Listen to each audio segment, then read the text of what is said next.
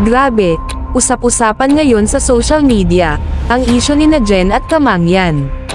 Sobrang ingay ng kanilang bangayan at kanya-kanyang opinyon ang mga netizens.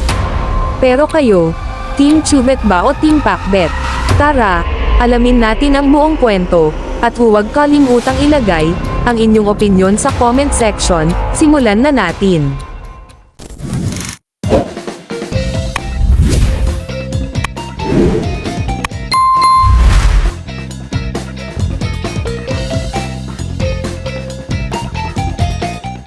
Kakaganyan.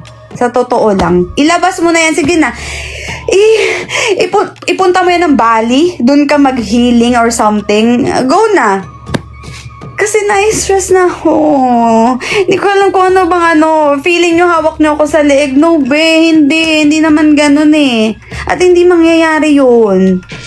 Please lang, Pinakbet. Halala kasi nakikisaw-saw si Kamangyan, ganyan-ganyan. Wala naman niyang alam. Paniwalaan natin yun na walang alam. Ang sa akin nang bakit nababother kung walang alam? Kasi kung ako yun, bakit naman ako matatakot?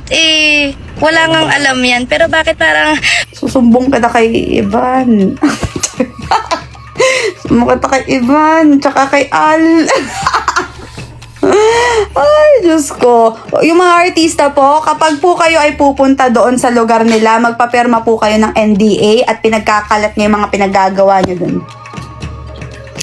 Yan lang. Magpa-NDA po kayo.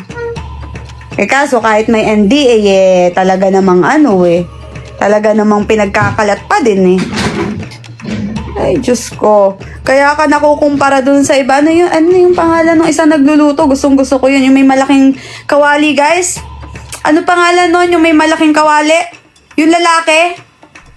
Lagi siyang kinukumpara dun eh. Dun sa Nyepbi. na daw.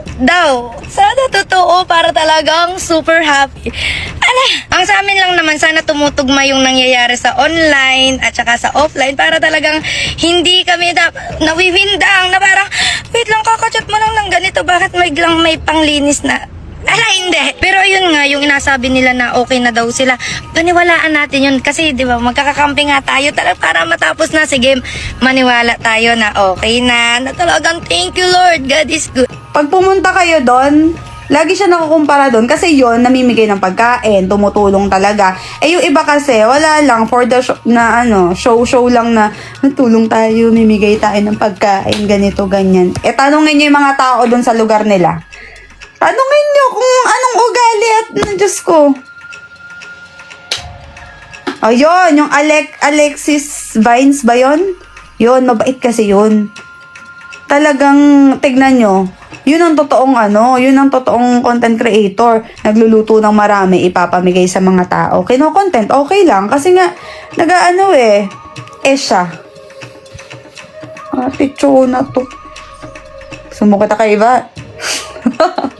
Yun nga, sa akin lang naman, pag nag-message sa akin, dapat huwag yung biglang magko-call sa friend kasi masisiraan na ng... Wala naman talaga akong alam, pero bakit parang may natatakot? Parang napapagalataan. Lahat talaga namang patay Miki si Kamangyan. Sino ka namang gustong makisawsaw imbis na naglalabing-labing kami kasi nga, di ba? Kakakasal lang, sana all pinapakasal. May nag-text si CEO.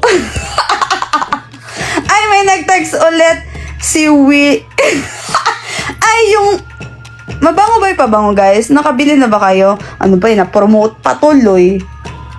Na-promote pa yung pabango. Hindi ko alam kung mabango, pero hindi ko rin alam kung siya ba may... Ay, Diyos ko. Alam niyo, nakakahiya. Kasi kanina, nag-uusap-usap kami dito ng magulang ni Paolo. Tito, tita, hello po, I'm so sorry. Nag-uusap-usap kami dito. Tinatanong nga, maghiwalay na nga. Tinatanong, sabi ko kay Paolo, tapos nandito din yung pinsan ko. Kasi nga, di ba yun yung interior ko, ganyan-ganyan. Sabi ko, ako tita, sige na, tinatanggap ko na po yung Kaya wag niyong pinapanakot guys sa akin si Paolo, okay? Alam ng pamilya niya yung mga ganap namin, eksena namin and everything. At kung dumating man yung panahon na mag-decide akong makipaghiwalay, alam kong gets nila ako. Pero yun nga, mahal na mahal ko yung mga yan. Mahal na mahal ko naman yung pamilya ni Paolo talaga. Mga kapatid ni Paolo. Kaya tigil nyo na. Tsaka, wait lang. May kumakalat pa nga palang isa. Si Paolo daw dati ay kasal na. Ngayon, hindi ko naman ma-clear kasi parang napakawalang kwenta.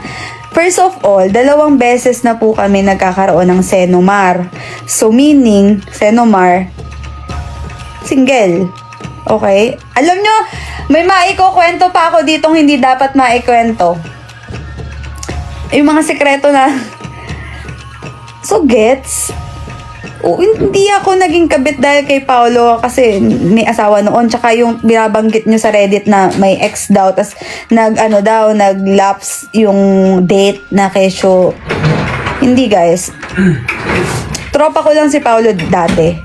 Kung nanonood kayo ng vlog, tropa ko lang siya. And then, that time, tawag dito? Alam nyo na, nagka-something, ganon. Ano ba yan?